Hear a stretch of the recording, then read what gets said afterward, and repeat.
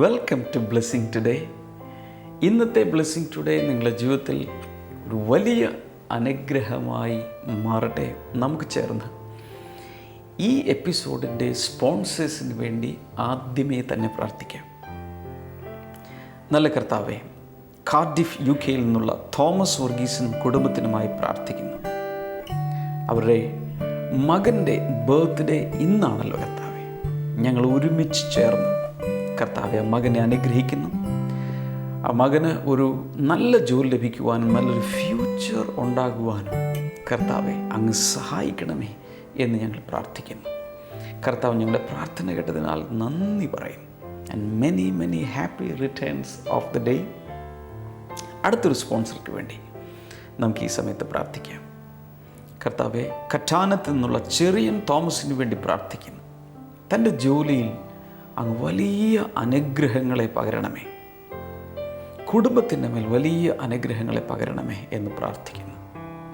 അപ്പോൾ തന്നെ പൂനെയിൽ നിന്നുള്ള വെൽവിഷർക്ക് വേണ്ടി പ്രാർത്ഥിക്കുന്ന ആ കുടുംബം മുഴുവൻ ദൈവികമായ ഒരു ആരോഗ്യത്തിൽ നിറയുവാനും ഒരു വലിയ സമൃദ്ധി ആ വീട്ടിൽ ഉണ്ടാകുവാനും ഞങ്ങൾ ഒരുമിച്ച് ചേർന്ന് അനുഗ്രഹിച്ചിരിക്കുന്നു. ഇന്നത്തെ ഓരോ സ്പോൺസറെയും അങ്ങയുടെ നാമത്തിൽ ലോകം എമ്പാടുമുള്ള സകലരും ചേർന്ന് ഞങ്ങളിപ്പോൾ അനുഗ്രഹിക്കുന്നു. യേശുവിൻ്റെ നാമത്തിൽ തന്നെ ആമേൻ.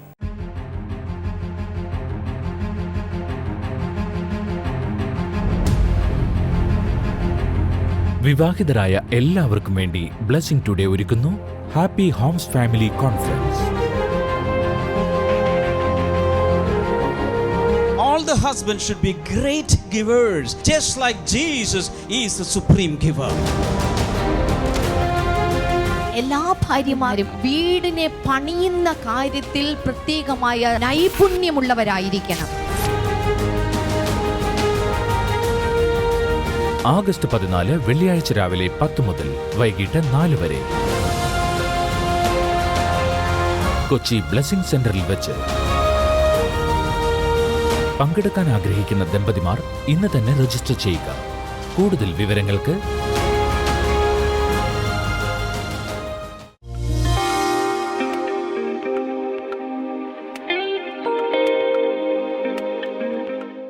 വിവാഹം കഴിഞ്ഞ് 5 വർഷങ്ങൾ കുഞ്ഞുങ്ങളുണ്ടായിരുന്നില്ല.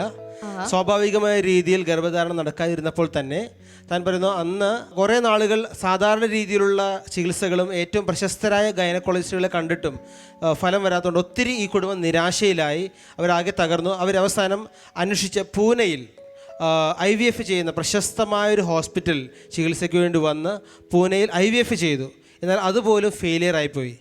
താൻ വിചാരിച്ചു ഇനി എനിക്ക് കുട്ടികളുണ്ടാവത്തില്ല. താൻ ആ സമയത്ത് ഒത്തിരി പണമുണ്ടായിരുന്നുകൊണ്ട് താൻ പറയുന്നത് ഏകദേശം 10 ലക്ഷത്തിലധികം രൂപയാണ് ഇതിനുവേണ്ടി ചെലവഴിച്ചത്. 10 ലക്ഷത്തിലധികം രൂപയാണ് ഈ ഒരു കുഞ്ഞിനെ ലഭിക്കാൻ വേണ്ടിയിട്ട് ഈ ദമ്പതികൾ ചെലവഴിച്ചത്. പക്ഷേ പരാജയമായിരുന്നു. ഒരു ചെറിയ രീതിയിലുള്ള ഒരു പോസിറ്റീവായിട്ടുള്ള ഒന്നും ഇവർക്ക് അതിൽ നിന്ന് ലഭിച്ചില്ല. വളരെ നിരാശയിലാണ്ട് ബ്രദർ ഇരിക്കുന്ന സമയം 2013 ആണ്ട് ഡിസംബറിൽ യാദൃശ്ചികമായിട്ട് TV വെക്കുന്നതിനിടയിൽ ഒരാൾ കുഞ്ഞുങ്ങൾക്ക് വേണ്ടി പ്രാർത്ഥിക്കുന്നത് പെട്ടെന്ന് കണ്ടു. അന്ന് തനിക്കറിയില്ല അത് ഡാമിൻ ബ്രദറാണെന്ന് അറിയില്ല. ഈ ബ്ലെസ്സിംഗ് ടുഡേ പ്രോഗ്രാം ഒന്നും താൻ കേട്ടിട്ടില്ല. എന്നാൽ പക്ഷേ ഈ പ്രാർത്ഥന കേട്ടപ്പോൾ തന്നെ അത് ആകർഷിച്ചു. പ്രത്യേകിച്ച് ഡാമിൻ ബ്രദർ പ്രാർത്ഥിച്ചുകൊണ്ടിരുന്നത് കുഞ്ഞുങ്ങളില്ലാത്തവർക്ക് വേണ്ടിയായിരുന്നു. അന്ന് ഈ ബ്രദർ വിശ്വസിച്ചുകൊണ്ട് പ്രാർത്ഥിച്ചു. അന്ന് മുതൽ ഇവർ ബ്ലെസ്സിംഗ് ടുഡേ കാണുവാൻ തുടങ്ങി. ഇപ്പോൾ ബ്ലെസ്സിംഗ് ടുഡേ കണ്ടുകൊണ്ടിരുന്ന സമയത്ത് പല ആളുകൾ ബ്ലെസ്സിംഗ് ടുഡേ എപ്പിസോഡുകൾ സ്പോൺസർ ചെയ്യുന്നു. ആ സ്പോൺസർ ചെയ്ത ആളുകൾ ചില ആഴ്ചകൾ കഴിയുമ്പോൾ സാക്ഷ്യമായിട്ട് പിന്നെ വരുന്നു. അത് കണ്ടപ്പോൾ തനിക്ക് മനസ്സിലായി, ഞാനും ഒരു എപ്പിസോഡ് സ്പോൺസർ ചെയ്യാൻ പോവുകയാണ്. താൻ മാർച്ച് 4-ാം തീയതി ബ്ലെസ്സിംഗ് ടുഡേ എപ്പിസോഡ് സ്പോൺസർ ചെയ്തു. എന്ത് സംഭവിച്ചു എന്ന് കഴിഞ്ഞാൽ 1-2 മാസങ്ങൾക്കകം തന്നെ പ്രഗ്നൻ്റ് ആകാതിരുന്ന ഈ സഹോദരി പ്രഗ്നൻ്റ് ആയി നല്ല ആരോഗ്യമുള്ളൊരു കുഞ്ഞുമായിട്ട് സാക്ഷ്യത്തോടെ ഇവിടെ വന്ന് നിൽക്കുകയാണ്. ഹല്ലേലൂയ. കൈകളടിച്ച് കർത്താവിനെ സ്തുതിച്ചാലോ. 1-2 വാക്കുകളൊന്ന് പറയാമോ ആ TV പ്രോഗ്രാം കണ്ടുകൊണ്ടിരുന്ന സമയത്തുണ്ട്? ബ്ലെസ്സിംഗ് ടുഡേ TV പ്രോഗ്രാം കണ്ടു കഴിഞ്ഞിട്ട് എൻ്റെ ലൈഫിൽ വന്ന മാറ്റം എന്ന് പറഞ്ഞു കഴിഞ്ഞാൽ അതിപ്പം വേർഡ്സിൽ പറഞ്ഞ് എക്സ്പ്രസ് ചെയ്യാൻ പറ്റത്തില്ല. ഓരോ ദിവസം ഓരോ അനുഭവങ്ങൾ, ഓരോ പോസിറ്റീവ് റിസൾട്ട്സ് ജീവിതത്തിൽ വരിക. എൻ്റെ ഒത്തിരി ഫൈനാൻഷ്യൽ പ്രോബ്ലംസ് ഉണ്ടായിരുന്നു. അതുമെല്ലാം ഓരോന്നോരോന്നായിട്ട് ദൈവം മാറ്റുക. ഇതെൻ്റെ എല്ലാത്തിൻ്റെയൊക്കെ സ്പെഷ്യലായിട്ട് എനിക്ക് പറയാനുള്ളത്, ഇപ്പം ഞങ്ങൾ ആർക്ക് വേണ്ടി പ്രാർത്ഥിക്കുന്നു അവർ തിരിച്ചു വിളിച്ച് പറയുക അതെല്ലാം സക്സസ് ആയിരുന്നു. അത്രേ എനിക്ക് പറയാനുള്ളൂ. ഹല്ലേലൂയ. എത്ര പേർക്ക് അഭിമാനത്തോടെ യേശുവിനൊരു ഹല്ലേലൂയ പറയാൻ സാധിക്കുന്നുണ്ട്?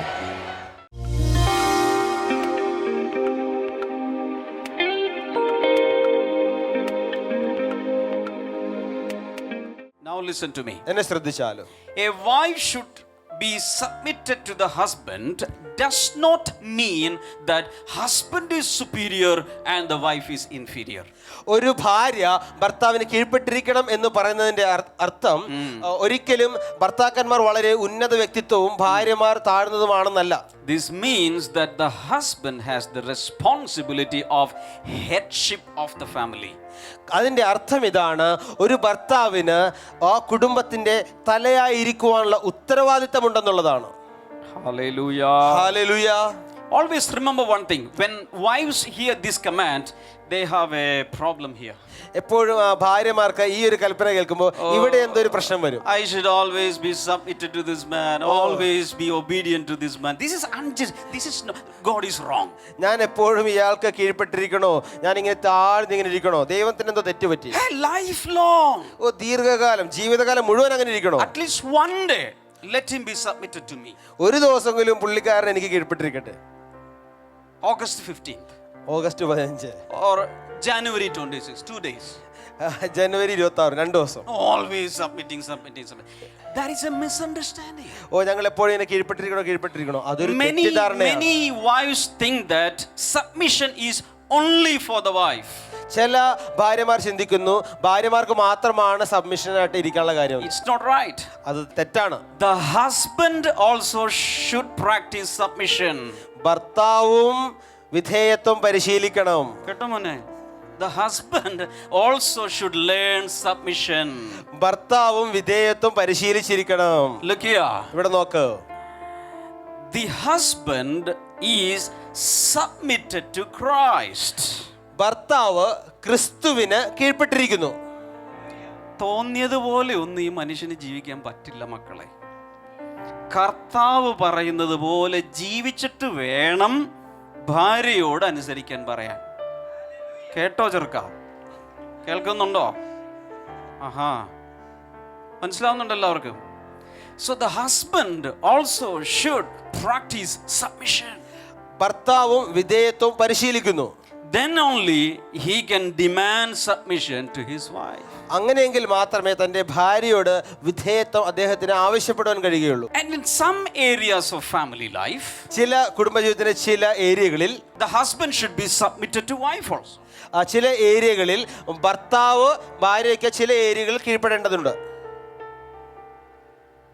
Which is that area? ഏതാണ് മേഖല? Come on August 14th. നിങ്ങൾ ഓഗസ്റ്റ് 14 വരൂ, ഞാൻ പറയാം. Today I don't have time. ഇന്ന് സമയമില്ല. Then he says, as fitting in the Lord. അവിടെ പറയുന്നു കർത്താവിന് യോഗ്യമാവണ്ണം. എല്ലാവരും പറഞ്ഞേ, കർത്താവിന് യോഗ്യമാവണ്ണം. this submission is as fitting in the Lord. ഈ കീഴ്പ്പെടൽ എന്നുള്ളത് കർത്താവിന് യോഗ്യമായ രീതിയിലാണ്. Submission is required only to that which is lawful and right, not in the things sinful and wrong. ഈ കീഴ്പ്പെടൽ അല്ലെങ്കിൽ വിധേയത്വം വേണ്ടത് ദൈവികമായ നീതിയായിട്ടുള്ളതും ശരിയായ കാര്യങ്ങളിലും മാത്രമാണ്. പാപമുള്ളതിലോ തെറ്റായ കാര്യങ്ങളോ വിധേയത്വം ആവശ്യമില്ല. If the husband is sinful, ഭർത്താവ് ഒരു പാപം നിറഞ്ഞ വ്യക്തിയെങ്കിൽ, and if the husband is asking the wife to do something that can lose her eternal life, she need not be submitted to the husband. തൻ്റെ ആ പാപിയായ ഭർത്താവ് ഭാര്യയോട് ആ ഭാര്യയുടെ നിത്യജീവനെ കളയുന്ന രീതിയിൽ ബാധിക്കുന്ന രീതിയിൽ ഒരു കാര്യം ചെയ്യുവാൻ ആവശ്യപ്പെട്ടാൽ അവൾ അത് ചെയ്യേണ്ടതില്ല. ഭാര്യമാര് കേൾക്കുന്നുണ്ടോ? Hello hello, very important thing. വളരെ പ്രധാനപ്പെട്ട കാര്യം. God should be your first love. ദൈവമായിരിക്കണം നിങ്ങളുടെ ആദ്യ സ്നേഹം. Whether you are a husband, നിങ്ങളൊരു ഭർത്താവാണെങ്കിലും or wife, ഭാര്യയാണെങ്കിലും Christ should be your first love. ക്രിസ്തു ആയിരിക്കണം നിങ്ങൾക്ക് ഒന്നാം സ്ഥാനത്തുള്ളത്. The obedience to the husband of a wife is based upon his love to his wife. ഭർത്താവിൻ്റെ ഭാര്യയോടുള്ള, ഒപ്പം പറഞ്ഞു, സ്നേഹത്തിൻ്റെ അടിസ്ഥാനത്തിലാണ് ഭാര്യയുടെ ഭർത്താവിനോടുള്ള അനുസരണം. അതെന്താണെന്നുള്ളത് കുറച്ച് കഴിയുമ്പോൾ മനസ്സിലാവും. The term submit in the Bible, used in the Greek Bible, is a military term. അവിടെ ബൈബിളിൽ എഴുതിയിരിക്കുന്ന വിധേയത്വം, കീഴ്പ്പെടൽ എന്ന അതിനുപയോഗിച്ചിരിക്കുന്ന പദം ഗ്രീക്കിൽ ഒരു മിലിറ്ററി ഇതിൽ ഉപയോഗിക്കുന്ന, സൈന്യത്തിൽ ഉപയോഗിക്കുന്ന വാക്കാണ്. That means to rank under or to arrange under a rank. ഒരു പദവിക്ക് കീഴ്പ്പെട്ട് താഴേക്ക് ഓർഡറിൽ നിൽക്കുക. That means there is a ranking. അവിടെ ഒരു ശ്രേണിയുണ്ട്, പദവികളുണ്ട്. Look here. ഇവിടെ നോക്കിയാലോ, There is a ranking here. ഇവിടെ പദവികളുണ്ട്. God the Father is above Christ. പിതാവാം ദൈവം ക്രിസ്തുവിന് മുകളിലുണ്ട്. The Bible says the Father, God the Father, the Heavenly Father is the head of Christ. സ്വർഗീയ പിതാവാണ് ക്രിസ്തുവിന്റെ ശിരസ്. And Christ is the head of the husband. ക്രിസ്തുവാണ് ഭർത്താവിന്റെ ശിരസ്. And the husband is the head of the wife. ഭർത്താവാണ് ഭാര്യയുടെ ശിരസ്. And the children come under the authority of the parents. ഈ മാതാപിതാക്കളുടെ അധികാരത്തിന് കീഴിലേക്ക് മക്കൾ വരുന്നു. So starting from God the Father, പിതാവാം ദൈവത്തിൽ നിന്ന് ആരംഭിച്ച് coming to Christ, ക്രിസ്തുവിൽ വരുന്നു, to the head of the family, കുടുംബത്തിന്റെ തലയിലേക്ക് വരുന്നു, to the wife, ഭാര്യയിലേക്ക് അത് and വരുന്നു, then to children. അത് കുഞ്ഞുങ്ങളിലേക്ക് വരുന്നു. There is a ranking. അവിടെ ഒരു പദവിയുടെ ശ്രേണിയുണ്ട്. Hallelujah. Hallelujah. That is a rank in the family. അവിടെ കുടുംബത്തിലെ പദവികളാണത്. There is a rank. അവിടെ അധികാര ശ്രേണിയുണ്ട്. Hallelujah. Hallelujah. And in that ranking, the wives should be submitted to the husband. ആ അധികാര ശ്രേണിക്കനുസരിച്ച് ഭാര്യ ഭർത്താവിന് കീഴ്പ്പെട്ടിരിക്കണം. Hello. Hello. And it does not mean that the wife is an inferior creature. അതിന്റെ അർത്ഥം ഭാര്യമാർ വില കുറഞ്ഞവരാണെന്നല്ല, തരം താഴ്ന്നവരാണെന്നല്ല. No. ഒരിക്കലുമല്ല. They are wonderful, valuable, respectable creation of God. ദൈവത്തിന്റെ ഏറ്റവും അതുല്യമായ ബഹുമാനം അർഹിക്കുന്ന ആദരിക്കേണ്ട വ്യക്തിത്വമാണ്. Hallelujah. Hallelujah. Not a slave. ഒരു അടിമ എന്നല്ല അർത്ഥം. Not a servant. ഒരു ജോലിക്കാരിയല്ല. It is also a governmental term. മാത്രമല്ല അത് ഒരു ഗവൺമെന്റ് തലത്തിലെ ഒരു പദപ്രയോഗം കൂടിയാണ്. It is obedience as a citizen given to the government. അവിടെ ഒരു ഗവൺമെന്റിലെ പൗരൻ എന്ന നിലയിലുള്ള അനുസരണം കൂടിയാണ് ആ പദം പ്രയോഗിക്കുന്നത്. Hallelujah. Hallelujah. So God has asked my wife to be submitted to me. അപ്പോൾ ദൈവം എൻ്റെ ഭാര്യയോട് എനിക്ക് കീഴ്പ്പെട്ടിരിക്കാൻ ആവശ്യപ്പെട്ടിരിക്കുന്നു. And saying that you cannot become a dictator or a tyrant. അതും പറഞ്ഞുകൊണ്ട് നിങ്ങൾക്ക് ഒരു വലിയ ആളാകാൻ അവിടെ കഴിയുകയില്ല. Hello. Hello. You cannot do that. നിങ്ങൾക്ക് അങ്ങനെ വലിയ ആൾ കളിക്കാൻ കഴിയുകയില്ല. And some people think that the wife should be subject to a husband who acts like a beast. ഒരിക്കലും ഒരു ക്രൂരനെ പോലെ ഭർത്താക്കന്മാർക്ക് പെരുമാറുവാൻ സാധ്യമല്ല. The right way is that God has set an order in the family. ദൈവം കുടുംബത്തിൽ ഒരു order വെച്ചിട്ടുണ്ട്, ക്രമം വെച്ചിട്ടുണ്ട്. The husband has the leadership. അതിൽ ഭർത്താവിനാണ് നേതൃത്വമുള്ളത്. And the wife should practice a joyful submission. ഭാര്യ സന്തോഷപൂർണമായ വിധേയത്വം പരിശീലിക്കണം. All the wives say joyful submission. എല്ലാവരും ചേർന്ന് പറയാമോ? സന്തോഷപൂർണമായ വിധേയത്വം. What is that? അതെന്താണ്? It is a willing submission. അത് മനഃപൂർവമായ മനസ്സിൽ നിന്നുള്ള ഒരു കീഴ്പ്പെടലാണ്. That means cooperation, അതിന്റെ അർത്ഥം സഹകരണം, relationship, ബന്ധം, and partnership. പങ്കാളിത്തം. Hallelujah. Hallelujah. It is just teaming up. അത് ഒരു കൂട്ടമായി തീരുന്നതിനെ കുറിച്ച് പറയുന്നു. If a team has 2,000 people, ഒരു ടീമിൽ 2000 ആളുകൾ ഉണ്ടെങ്കിൽ there should be a leader. അവിടെ ഒരു ലീഡർ വേണം. If the team has 200 people, ഒരു ടീമിൽ 200 പേരുണ്ടെങ്കിൽ there should be a leader. അവിടെ ഒരു ലീഡർ വേണം. But God says even if there are only 2 people, there should be a leader. പക്ഷെ ദൈവം പറയുന്നു ഒരു ടീമിൽ 2 പേരുള്ളെങ്കിലും അവിടെ ഒരു ലീഡർ വേണം. The husband and wife is a 2-member team. ഒരു ഭാര്യയും ഭർത്താവും എന്നുള്ളത് ഒരു 2 അംഗ ടീമാണ്. And God decides, not Brother Damien, God decides that in this team the husband should be the head. അവിടെ ദൈവം തീരുമാനിച്ചിരിക്കുന്നു, ബ്രദർ ഡാമിയൻ അല്ല, ദൈവം തീരുമാനിച്ചിരിക്കുകയാണ് അതിൽ ഭർത്താവായിരിക്കണം ശിരസ് എന്നുള്ളത്. Oh, in this culture, that is not practicable, man. ഓ, ഈ സംസ്കാരത്തിലൊന്നും നടക്കൂല brother. It's a 21st century, most modern, high-tech world. ഇത് 21-ാം നൂറ്റാണ്ടാണ്, വളരെ അത്യാധുനിക നൂറ്റാണ്ടാണ്. So let us revise the Bible. നമുക്ക് അതുകൊണ്ട് ബൈബിൾ ഒന്ന് പുതുക്കാം. So we can print a blessing today, revised Bible. നമുക്ക് blessing today പുതിയ ഭാഷയിൽ ഇറക്കാം. And we can take away all these verses. ഈ വാക്യങ്ങളൊക്കെ നമുക്ക് എടുത്തു കളയാം. No submission. വിധേയത്വം വേണ്ട, Nothing. ഒന്നും വേണ്ട. Many years back, ചില വർഷങ്ങൾക്ക് മുമ്പ് a wedding was about to take place. ഒരു വിവാഹം നടക്കാൻ പോവുകയാണ്. The previous day, തലേ ദിവസം the groom approached the priest. മണവാളൻ പുരോഹിതനെ സമീപിച്ചു. He said, I will give you some money. ഞാൻ കുറച്ച് പണം തരാം. Tomorrow at the time of wedding, നാളെ ഈ വിവാഹത്തിന്റെ സമയത്ത് you should give extra emphasis on submission and obedience.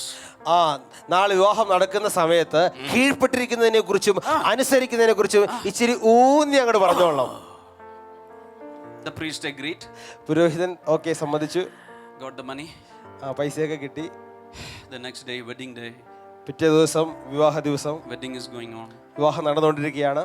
The priest said പുരോഹിതൻ പറഞ്ഞു to the husband, ഭർത്താവിനോട് പറയുക, I will obey my wife.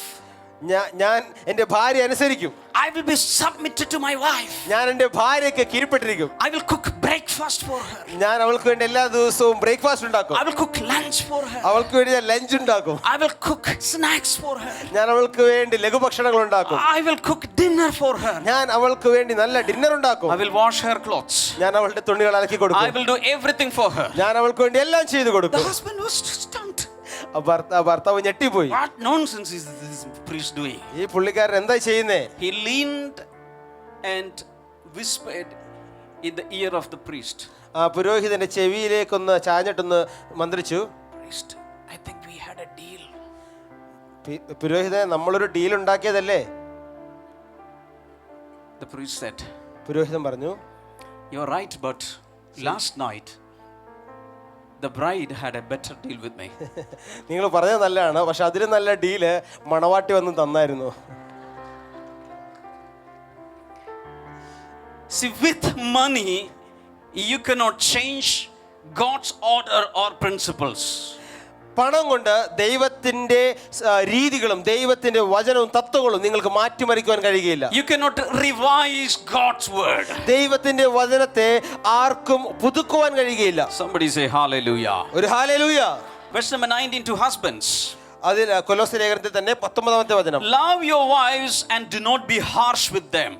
നിങ്ങളുടെ ഭാര്യമാരെ സ്നേഹിക്കുവിൻ, അവരോട് കൈപ്പായിരിക്കരുത്.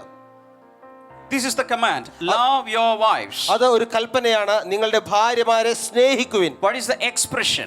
അവിടുത്തെ എന്താണ് പ്രകടനം? By not being harsh with your wife.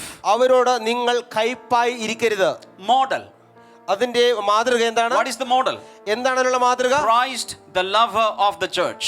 ക്രിസ്തു സഭയെ സ്നേഹിക്കുന്ന സ്നേഹിതനായിരിക്കുന്നത് പോലെ. The responsibility of the husband is to love the wife. ഒരു ഭർത്താവിന്റെ കടമ എന്നുള്ളത് ഭാര്യയെ സ്നേഹിക്കുകയാണ്. Universally, husbands love their wives.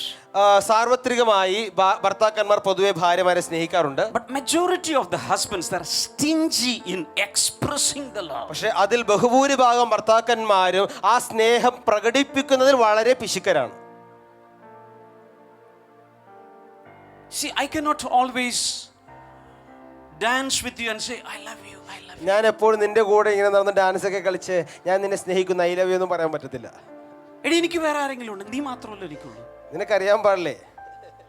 Should I say it?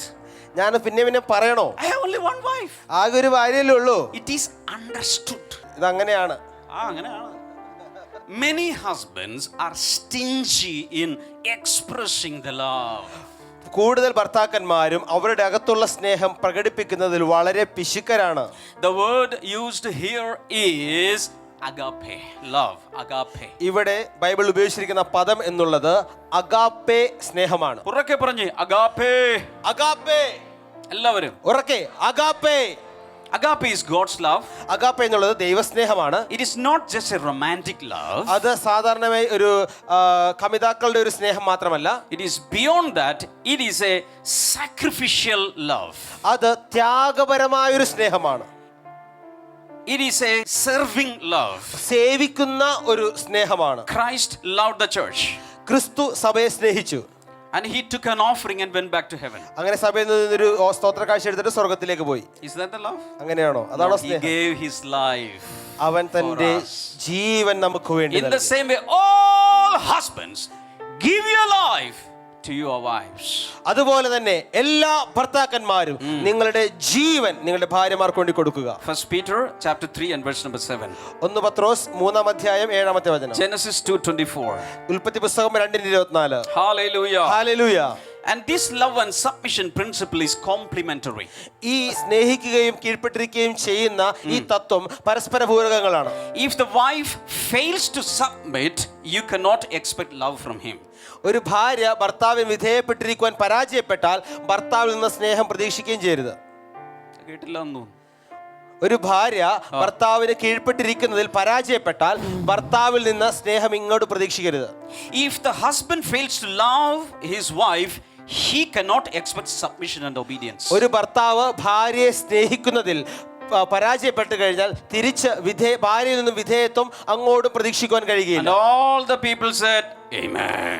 എല്ലാവരും ചേർന്ന ഒരു ആമേൻ. Now to children.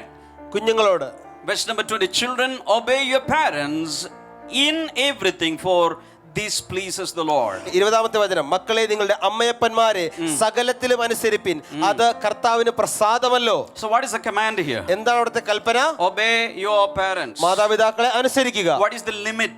അതിന്റെ പരിധി എവിടം വരെയാണ്? In everything. സകലത്തിലും. What is the reason? അതിന്റെ കാരണം എന്താണ്? This pleases the Lord. ഇത് കർത്താവിന് പ്രസാദമാണ്. ബ്ലെസ്സിംഗ് ടുഡേ പ്രാർത്ഥനാ ദിനം ആഗസ്റ്റ് 15 ശനിയാഴ്ച രാവിലെ 10 മുതൽ വൈകിട്ട് 4 വരെ കൊച്ചിൻ ബ്ലെസ്സിംഗ് സെന്ററിൽ.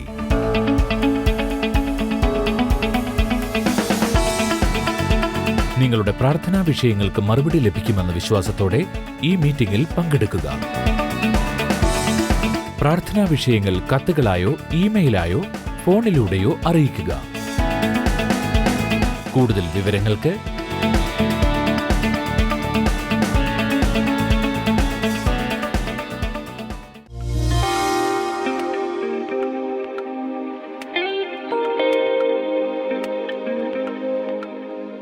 നമുക്ക് ഈ സമയത്ത് എല്ലാവർക്കും ചേർന്ന് ഇപ്പോൾ പ്രാർത്ഥിക്കാം.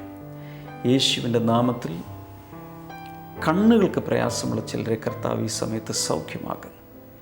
യേശുവിൻ്റെ നാമത്തിൽ ആ സൗഖ്യം ഇപ്പോൾ തന്നെ നടക്കട്ടെ. വാട്ടറി ഐസ്, കണ്ണിൽ നിന്നും എപ്പോഴും വെള്ളം ഒലിച്ചുകൊണ്ടിരിക്കുന്ന ചില വ്യക്തികൾ, കണ്ണുനീർ ഗ്രന്ഥികളുടെ ഏതോ ഒരു തകരാർ യേശുവിൻ്റെ നാമത്തിൽ ഇപ്പോൾ സൗഖ്യമാകട്ടെ. വല്ലാത്ത രീതിയിൽ അലട്ടുന്ന സ്കിൻ ഡിസീസുകൾ കർത്താവ് യേശുവിൻ്റെ നാമത്തിൽ സൗഖ്യമാകട്ടെ. അതുപോലെ അസ്ഥികളുടെ അകത്ത് രോഗസൗഖ്യങ്ങൾ നടക്കുന്നു. കൂടാതെ കൈകളിലുള്ള ഏതോ ഞരമ്പുകൾക്കുള്ള പ്രയാസം ആരുടെയോ ശരീരത്തിൽ നിന്ന് ഈ സമയത്ത് മാറിപ്പോകുന്നു. അതുപോലെ അരക്കെട്ടിൻ്റെ ഭാഗത്തുള്ള ഏതോ വലിയ പ്രയാസങ്ങൾ സൗഖ്യമാകുന്നു. കാൽമുട്ടിനകത്ത് സൗഖ്യങ്ങൾ നടക്കുന്നു. Jesus name. ശ്വാസകോശങ്ങൾ സൗഖ്യമാകുന്നു. ഹൈ BP ഉള്ള ചിലരെ കർത്താവ് ഇപ്പോൾ സൗഖ്യമാക്കുന്നു. യേശുവിൻ്റെ നാമത്തിൽ അത് സംഭവിക്കട്ടെ. ഹൈ BP സൗഖ്യമാകട്ടെ ഇൻ ജീസസ് നെയിം. അതുപോലെ ഷുഗർ വല്ലാത്ത രീതിയിൽ ഫ്ലക്ച്വേറ്റ് ചെയ്തുകൊണ്ടിരിക്കുന്ന ചിലരെ കർത്താവ് ഇപ്പോൾ സൗഖ്യമാക്കുന്നു in Jesus name. Ear drum അകത്തുള്ള കാതിനകത്തുള്ള ഇയർ ഡ്രം പൊട്ടിയത് നിമിത്തം കേൾവിക്ക് ഭയങ്കരമായി പ്രയാസം അനുഭവിക്കുന്നൊരു വ്യക്തി കർത്താവ് ഇപ്പോൾ സൗഖ്യമാക്കും ഇൻ ജീസസ് നെയിം. അത് സംഭവിക്കട്ടെ. Thank you Lord. നിങ്ങളുടെ രോഗം എന്താണെങ്കിലും ഈ TV സ്ക്രീനിലേക്ക് കൈ നീട്ടിക്കൊണ്ട് ഇപ്പോൾ തന്നെ ആ വിടുതൽ സ്വീകരിക്കുക. യേശുവിൻ്റെ നാമത്തിൽ കർത്താവിൻ്റെ രോഗസൗഖ്യം ഈ ശരീരങ്ങളിലേക്ക് ഇപ്പോൾ തന്നെ വന്ന് ചേരട്ടെ. Thank you Jesus. കുഞ്ഞുങ്ങളില്ലാത്തവർക്കായി പ്രാർത്ഥിക്കുന്നു. സാമ്പത്തിക ക്ലേശം അനുഭവിക്കുന്നവർക്കായി ഇപ്പോൾ പ്രാർത്ഥിക്കുന്നു. കുടുംബജീവിതത്തിൽ വലിയ വലിയ പ്രയാസങ്ങൾ അനുഭവിക്കുന്ന, ഉലച്ചിലുകൾ അനുഭവിക്കുന്ന വ്യക്തികൾക്ക് വേണ്ടി ഇപ്പോൾ പ്രാർത്ഥിക്കുന്നു. പഠനത്തിന് വേണ്ടി പ്രാർത്ഥിക്കുന്നു. പഠനത്തിൽ വല്ലാതെ സ്ട്രഗിൾ ചെയ്യുന്ന ചിലരെ കർത്താവ് ഈ സമയത്ത് കാണുകയും അവരെ പ്രത്യേകിച്ച് അനുഗ്രഹിക്കുകയും ചെയ്യും. ജോലി വേണ്ടവർക്കായി പ്രാർത്ഥിക്കുന്നു. കർത്താവെ, ഇപ്പോൾ അങ്ങനെ പ്രവർത്തിക്കുന്നതിന് നന്ദി. പ്രത്യേകിച്ച് അഡിക്ഷൻസ്, മദ്യപാനമാകാം, പുകവലിയാകാം, മറ്റേതെങ്കിലും ലഹരി പദാർത്ഥങ്ങളാകാം.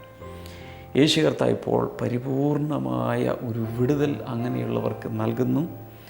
നിങ്ങളത് വിശ്വസിക്കുക. ഇന്നു മുതൽ അത് ഉപേക്ഷിച്ച് യേശുവിൻ്റെ കൃപയിലും ശക്തിയിലും ആശ്രയിച്ച് മുന്നിലേക്ക് പോവുക. യേശുവിൻ നാമത്തിൽ ആ വിടുതൽ ഉണ്ടാകട്ടെ. കർത്താവ് അങ്ങനെ ചെയ്തതിനാൽ നന്ദി പറയുന്നു. യേശുവിൻ നാമത്തിൽ ആമേൻ. ഇന്നത്തെ ബ്ലെസ്സിങ് ടുഡേ കണ്ടതിന് എല്ലാവരോടും പ്രത്യേകിച്ച് നന്ദി അറിയിക്കുന്നു. കഴിഞ്ഞ ദിവസങ്ങളെല്ലാം അനൗൺസ്മെൻറ്റ് കേട്ടതുപോലെ ഈ വീക്കെൻഡിൽ നമുക്ക് ബ്ലെസ്സിങ് ഫെസ്റ്റിവൽ അല്ല ഉള്ളത്. വെള്ളിയാഴ്ച ദമ്പതികൾക്ക് വേണ്ടി, വിവാഹിതരായവർക്ക് വേണ്ടിയുള്ള പ്രത്യേകമായൊരു കോൺഫറൻസ് നടക്കുകയാണ്. ഹാപ്പി ഹോംസ് ഫാമിലി കോൺഫറൻസിലേക്ക് വിവാഹിതരായ ഭാര്യ ഭർത്താക്കന്മാരെ പ്രത്യേകിച്ച് ക്ഷണിക്കുന്നു. രാവിലെ 10 മണി മുതൽ ഏകദേശം 4 മണി വരെ ആയിരിക്കും സെഷനുകൾ നടക്കുന്നത്. കൊച്ചിൻ ബ്ലെസ്സിങ് സെൻറ്ററിലേക്ക് നിങ്ങൾക്ക് സ്വാഗതം. അതിൻ്റെ പിറ്റേ ദിവസം കൊച്ചിൻ ബ്ലെസ്സിങ് സെൻറ്ററിൽ തന്നെ ബ്ലെസ്സിങ് ടുഡേ, ഈ വർഷത്തെ ബ്ലെസ്സിങ് ടുഡേ പ്രാർത്ഥനാ ദിനമാണ്. ഇന്ത്യയുടെ, ഭാരതത്തിൻ്റെ സ്വാതന്ത്ര്യ ദിനം ആഘോഷിക്കുന്ന അതേ ദിവസം തന്നെ രാജ്യത്തിന് വേണ്ടിയും മറ്റനേക കാര്യങ്ങൾക്ക് വേണ്ടിയും പ്രാർത്ഥിക്കുവാൻ ലോകം എമ്പാട് നിന്നും നമുക്ക് ഒരുമിച്ച് ഒത്തുകൂടാനുള്ളൊരു ദിവസമാണ്. പിറ്റേ ദിവസം ഞായറാഴ്ച വളരെ സ്പെഷ്യലായിട്ടുള്ള ഒരു സൺഡേ സർവീസ് ആയിരിക്കും. അതിന് ലൈവ് ടെലികാസ്റ്റ് ഉണ്ടായിരിക്കും. അതുകൊണ്ട് ഈ 3ലേക്കും എല്ലാവരെയും സ്വാഗതം ചെയ്യുന്നു. കർത്താവ് ധാരാളമായി അനുഗ്രഹിക്കട്ടെ. നാളെ നമുക്ക് വീണ്ടും കാണാം. God bless you. ബൈ.